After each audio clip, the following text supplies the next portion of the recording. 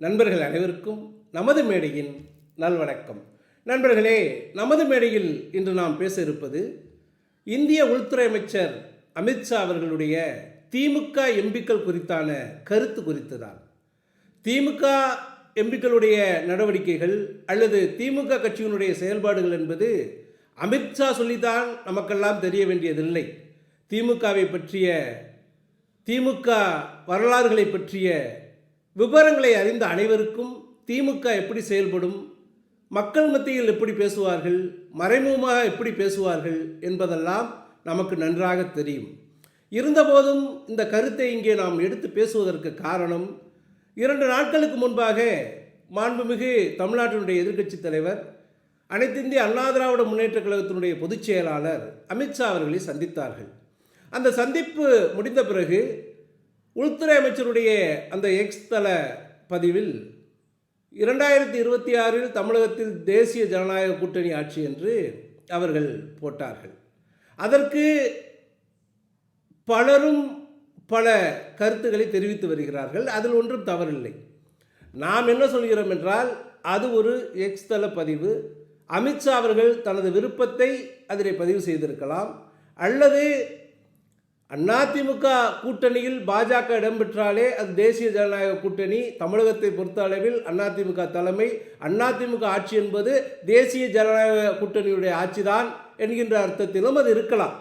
அது அவரவர் விருப்பத்திற்கு ஏற்ற மாதிரி அவரவர் அந்த கருத்துக்களை தெரிவிக்கலாம். ஆனால் இங்கே இருக்கின்ற ஊடகங்களும் பத்திரிகையாளர்களும் நிறைய நபர்கள் அதில் எடப்பாடியார் அமித்ஷாவிடம் சரணடைந்து விட்டார், அதிமுகவை அடகு வைத்து விட்டார், பாஜகவுக்கு 117, அதிமுகவுக்கு 117, இன்னும் சிலர் ஒருபடி போய் அதிமுகவிற்கு வெறும் 60 சீட்டு தான் என்றெல்லாம் இங்கே விஷமத்தை அனுதினமும் கக்கி கொண்டிருக்கிறார்கள். ஒரு சாதாரண எக்ஸ் தள பதிவிற்கு இந்த அளவிற்கு கருத்து சொன்னவர்கள், விவாதம் நடத்தியவர்கள், கேள்வி கேட்டவர்கள், இன்று அமித்ஷா அவர்கள் நேரடியாக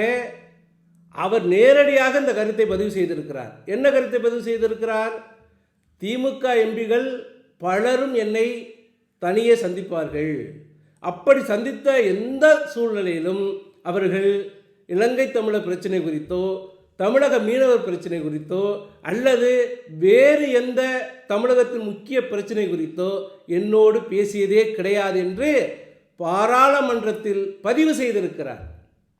ஒரு எக்ஸ் தள பதிவிற்கு அவ்வளவு முக்கியத்துவம் கொடுத்து அவ்வளவு கேள்வி கேட்ட இந்த ஊடகங்களும் பத்திரிகையாளர்களும், இங்கு இருக்கின்ற நடுநிலையாளர்கள் என்ற போர்வையில் இருக்கும் நயவஞ்சகர்களும் இன்று அமித்ஷா அவர்கள் பாராளுமன்றத்தில் பதிவு செய்திருக்கிறார். யாரை குறித்து பதிவு செய்திருக்கிறார்? இந்த தமிழக மக்கள் யாரை நம்பி 40க்கு 40 இங்கே வெற்றி பெற வைத்து பாராளுமன்றத்திற்கு அனுப்பியிருக்கிறார்களோ அவர்களை பற்றி பதிவு செய்திருக்கிறார். கடந்த முறை 39, இந்த முறை 40க்கு 40. ஆக 10 ஆண்டுகள் தமிழகத்தின் ஒட்டுமொத்த மக்களும் உங்களை நம்பி வாக்களித்து உங்களை அனுப்பியிருக்கிறார்கள். நீங்கள் ஒட்டுமொத்த தமிழக மக்களுடைய நம்பிக்கையை பொய்யாக்கி இருக்கின்றீர்கள், தமிழக மக்களை ஏமாற்றி இருக்கின்றீர்கள் என்பது மாண்புமிகு மத்திய உள்துறை அமைச்சர் அமித்ஷா அவர்களுடைய இன்றைய பேச்சிலிருந்து தெரிய வருகிறது. உங்களை அம்பலப்படுத்தி விட்டார். இதற்கு நீங்கள் அதிகாரப்பூர்வமாக மறுக்க முடியுமா? அவர் பேரையே குறிப்பிடுகிறார். TR பாலு, தயாநிதி மாறன், கனிமொழி உள்ளிட்ட திமுகவினுடைய முக்கிய எம்பிக்கள் அனைவரும் என்னை சந்தித்து இருக்கிறார்கள், இது குறித்து என்னிடம் ஒரு முறை கூட பேசியதில்லை என்று அவர் அங்கே பதிவு செய்திருக்கிறார். நமக்கு எல்லோருக்கும் தெரியும், அது சட்டமன்றமோ பாராளுமன்றமோ தவறான தகவல்களை அங்கே பதிவு செய்வது மிக கடினம். அப்படி செய்ய மாட்டார்கள். ஏனென்றால் அவையெல்லாம் குறிப்பில் ஏறும். பிறகு அதற்கு தகுந்த ஆதாரத்தோடு அவை மறுக்கப்பட்டால் அந்த கருத்தை தெரிவித்தவர்களுக்கு மிகப்பெரிய கெட்ட பெயர் ஏற்படும். ஆகவே அங்கே தவறான கருத்துக்களை வெளியிடுவதற்கு வாய்ப்பு மிகவும் குறைவு.